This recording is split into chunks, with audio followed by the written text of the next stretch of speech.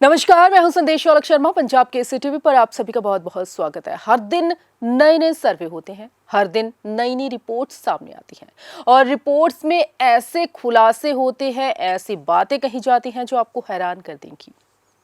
हमेशा आजकल यही बात कही जाती है कि बेटा हो या बेटी हो, दोनों बराबर हैं। क्या वाकई दोनों बराबर हैं? क्योंकि हर जुबान से तो यही बात निकलती है कि दोनों बराबर है, लेकिन जो नया सर्वे हुआ है, national family health survey 5th, उसकी जो रिपोर्ट है वो कुछ और ही बोल रही है।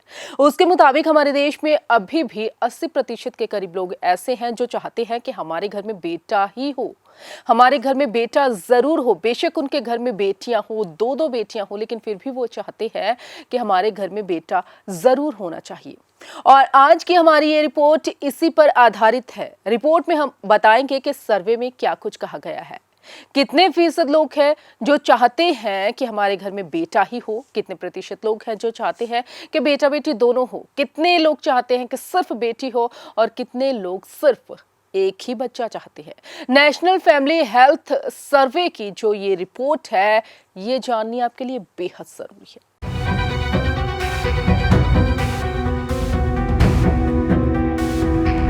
आज के इस युग में इस बात पर जोर दिया जाता है कि लड़का लड़की एक समान है, दोनों को शिक्षा, सुरक्षा और अन्य सभी अधिकार समान रूप से मिल रहे हैं। आजादी के बाद ही हमारे संविधान निर्माताओं ने इस बात को सुनिश्चित किया था कि किसी के साथ भी धर्म, जाति और लिंग के आधार पर भेदभाव नहीं किया जाएगा। लेकिन इसके बावजूद आज भी हमारे समाज में ये सब कुछ मौजूद है। महिलाएं सबसे अधिक भेदभाव का शिकार होती हैं। महिलाओं के साथ भेदभाव समाज के सभी वर्गों में पाया जाता है और इस बात को भारत सरकार के नए सर्वेक्षण ने भी साबित किया है।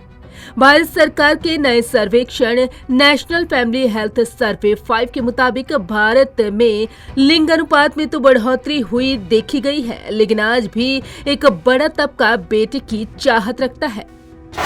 बेटे की चाहत। राष्ट्रीय परिवार स्वास्थ्य सर्वेक्षण 5 सरकार द्वारा किया जाने वाला भारतीय समाज का सबसे व्यापक घरेलू सर्वेक्षण है। सर्वे में शामिल करीब 80% लोगों ने कहा है कि वे कम से कम एक बेटा चाहते हैं।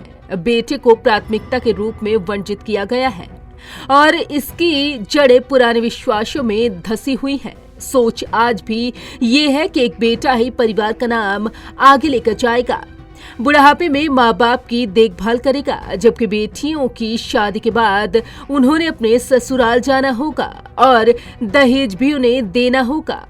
प्रचारकों का कहना है कि इस सोच के कारण लिंग अनुपात में गिरावट आई है, जो पुरुषों के लिए बहुत अधिक है और लंबे समय से भारत के लिए शर्मनाक है। पंजाब और हरियाणा की स्थिति।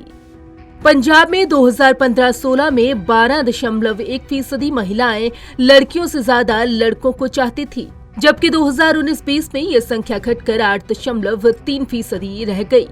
इसी क्रम में पुरुषों का प्रतिशत 13.7 से घटकर 9.9 हो गया।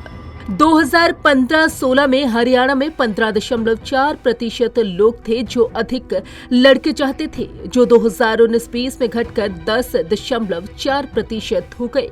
इसी क्रम में पुरुषों का प्रतिशत 19.6 से घटकर 10.5 हो गया है। पंजाब में 2015-16 में लड़के की जगह लड़की चाहने वाली महिलाओं की संख्या 1.9% थी, जबकि लड़की चाहने वाले पुरुषों की संख्या 0.6 से बढ़कर 1.9% हो गई है। हरियाणा में भी पिछले सर्वेक्षण में बालिका चाहने वाली महिलाओं की संख्या 1.3% थी, जो इस सर्वेक्षण के दौरान बढ़कर 2% हो गई है। राज्य में लड़की की इच्छा रखने वाले पुरुष 1.5 से बढ़कर 2.5% हो गए। बेटे की चाहत में भी बढ़ोतरी। सर्वेक्षण में शामिल होने वालों में से करीब 65% विवाहित महिलाओं के पास कम से कम 2 लड़कियां थी और लड़का नहीं था। उनका कहना था कि वो और बच्चा नहीं चाहती। 4 साल पहले हुए सर्वेक्षण में यह आंकड़ा 63% पर था। इसके साथ ही उम्मीद की एक किरण और नजर आती है। बेटे की अपेक्षा बेटी की चाहत में भी बढ़ोतरी दर्ज की गई है। इस बार जहां 5.17% लोग लड़के की चाहत रखते हैं, तो वहीं पिछली बार ये आंकड़ा 4.96% था। विशेषज्ञों का मानना है कि इसका सीधा संबंध भारत में गिरती प्रजनन दर से है। शहरों में महिलाओं में बढ़ती साक्षरता और गर्भ निरोधक के इस्तेमाल में बढ़ोतरी के चलते प्रजनन दर 2 पर आ गया है। अगर ये आंकड़ा गिरकर 2.1 पर आ गया तो जनसंख्या में अपने आप कमी आना शुरू हो जाएगी। हालांकि ये नतीजे भी भारत जैसे अधिक जनसंख्या वाले देश के लिए अच्छी खबर है। कुल प्रजनन दर में गिरावट।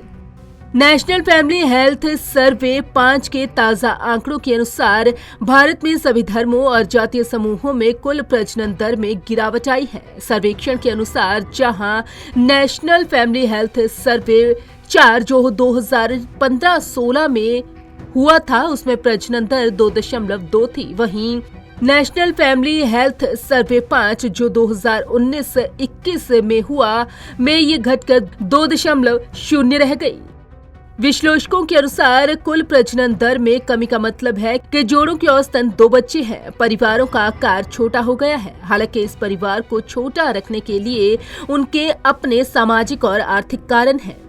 जहां सामान्य तौर पर संयुक्त परिवारों का चलन अब गायब होता जा रहा है और कामकाजी जोड़ों पर आर्थिक दबाव के साथ साथ बच्चों की देखभाल भी छोटा परिवार होने का एक मुख्य कारण है। हालांकि विश्लेषकों का ये भी मानना है कि समाज का एक वर्ग ऐसा भी है जो एक लड़के की चाह में अपने परिवार को 2 बच्चों तक सीमित नहीं कर पा रहा। Bureau report, Punjab Kesari group. तो देखिए आपने रिपोर्ट और जाना कि किस तरह से हमारे देश में शिक्षा का स्तर है जो वो ऊपर उठ रहा है, तकनीक बढ़ रही है, साइंस एडवांस होती जा रही है, लेकिन सोच कहीं ना कहीं वहीं पर रुकी हुई है। ज़रूरत है सोच को आगे बढ़ाने की और इसके लिए ज़रूरत है जागरूक होने की, क्योंकि बेटा हो या बेटी हो, आज के समय में दोनों ही बराबर हैं। नमस्कार।